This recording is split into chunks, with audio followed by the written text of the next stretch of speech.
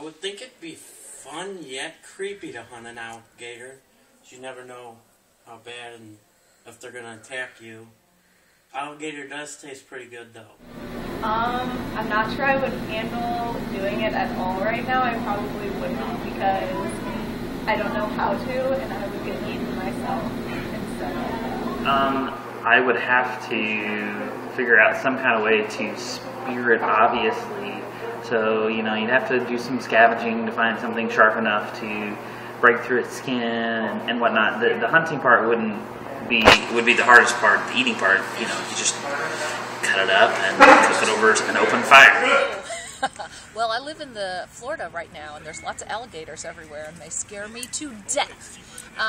But I think if that's all I had to eat, I would do it. They say it tastes like chicken. I can do that. Well, it would definitely be out of my element, and I would be frightened very much with hunting the alligator. Of the two, I would probably chance on eating the alligator versus hunting it. I think a southern accent would kind of help me where I'm at down in the south because they would kind of understand me more because I talk like that.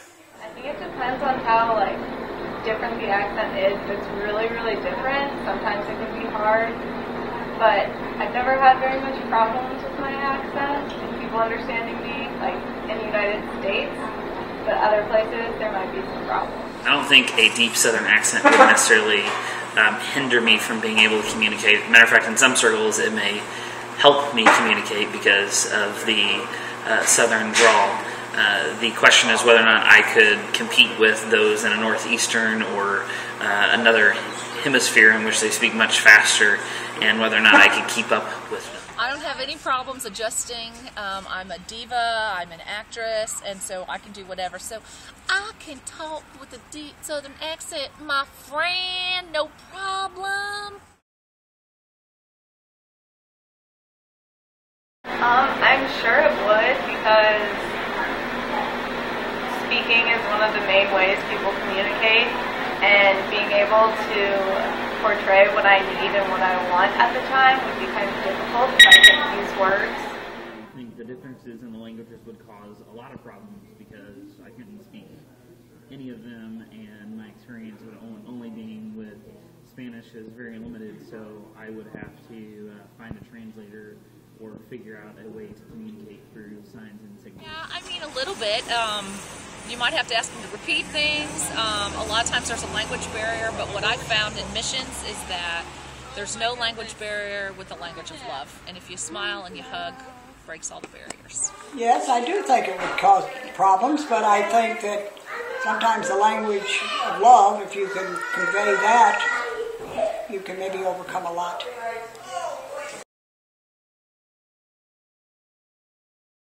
I guess I would point to stuff and try and get them to understand what I am saying, or find someone who might know their language somewhat, like a translator to help me.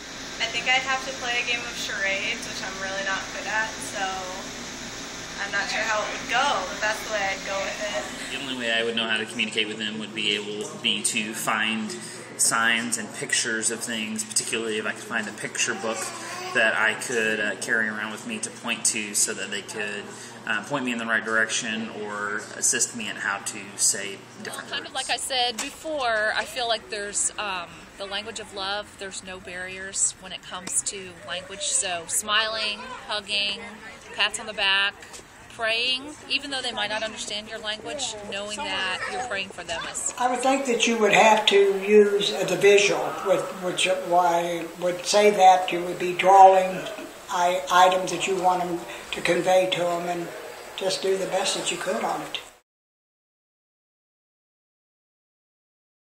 I think I would be okay with it. I've eaten crickets before and things like that, which is really unusual, so I've been kind of okay with it so far, and I'm willing to try food in other places.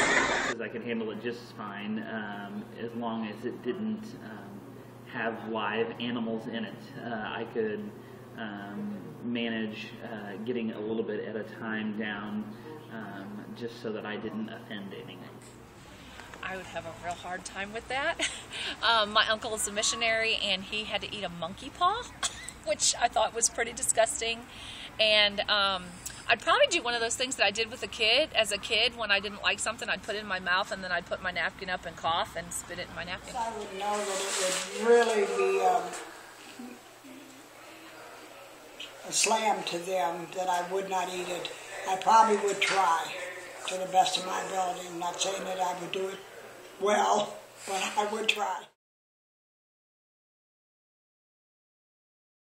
I would try and find some bottled water or something boiled, like coffee, tea, or even just plain boiled water because it's killing all the germs in it. If I knew I was going somewhere that had not the best quality water, I would probably do my best to bring my own water with me if I can.